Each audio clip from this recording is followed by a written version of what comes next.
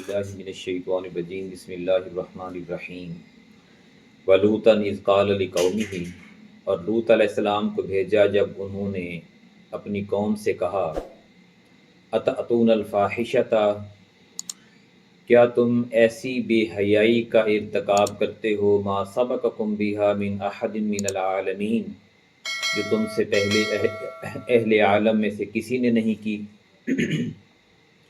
Income لتأتون الرجال شہوۃ من دون النساء، تم لوگ عورتوں کو چھوڑ کر اپنی خواہش پوری کرنے کے لیے مردوں کے پاس آتے ہو۔ بل انتم قوم مسرفون، بلکہ تم حد سے تجاوز کرنے والی قوم ہو۔ قوموں کے تذکرے میں آج کا تذکرہ ہے لوط علیہ السلام کی قوم کا، جو ابراہیم علیہ السلام کے بھتیجے تھے، اور ان کی قوم بھی عراق میں تھی۔ جو سب سے بڑی اور مین برائی ان میں تھی، اور بھی برائیاں تھیں، جو سب سے بڑی اور مین تھی وہ یہ کہ وہ مردوں سے اپنی خواہشات پوری کرتے تھے عورتوں کو چھوڑ کر۔ تو وقت کے پیغمبر کے بار بار سمجھانے کے باوجود وہ اپنی عادتوں سے باز نہیں آ رہے تھے۔ اسی کا تذکرہ اللہ تعالیٰ نے یہاں پہ کیا کہ وہ قوم حد سے بڑی ہوئی تھی۔ جب لوط علیہ السلام نے ان سے کہا کہ تمہارے لیے اللہ تعالیٰ نے عورتیں پیدا کی ہیں اور تم عورتوں کو چھوڑ کر مردوں کے پاس جاتے ہو۔ وما کان جواب قومہ، تو ان کی قوم کا جواب اس کے علاوہ کچھ نہ تھا، الا ان قالوا اخرجوہم من قریتکم، کہ وہ کہنے لگے کہ ان لوگوں کو اپنی بستی سے نکال دو، انہم اناس یتطہرون، یہ بڑے پاکیزہ لوگ ہیں۔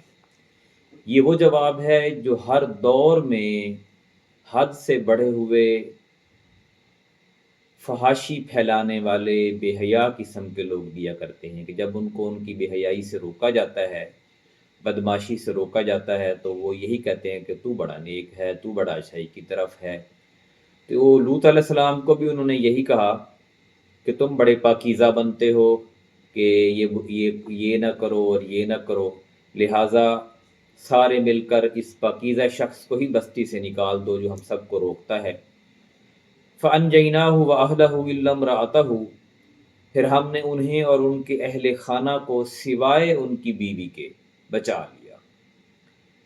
کانت من الغابرین، وہ ہلاک ہونے والوں میں سے تھی، یعنی حضرت لوط علیہ السلام کی بیوی بھی انہی کے ساتھ تھی جو لوگ اس برائی میں ملوث تھے۔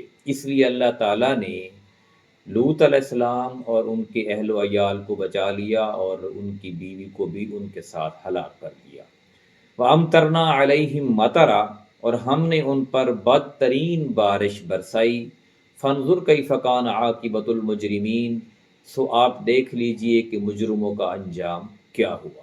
یعنی اللہ تعالیٰ نے یہ سبق دیا ہے کہ جو پیغمبر کا بھی جتنا بھی قریب ہو، حالانکہ ایک شخص کے لیے اس کی بیوی سے زیادہ قربت کسی کی بھی نہیں ہو سکتی، لیکن اگر وہ بھی وقت کے پیغمبر کی بات نہ مانے، اللہ تعالیٰ کی نافرمانی کرے، حد سے بڑھ جائے، تو وہ بھی اللہ تعالیٰ کے عذاب سے بچ نہیں سکتی یا بچ نہیں سکتا۔ اس لیے انسان کو جو جنت میں لے کے جانے والے اور دنیا کے اندر سیدھے راستے پر چلانے والے، وہ اس کے اپنے اعمال ہی ہوتے ہیں، نہ کہ قربت یا کوئی نسبت ہوتی ہے۔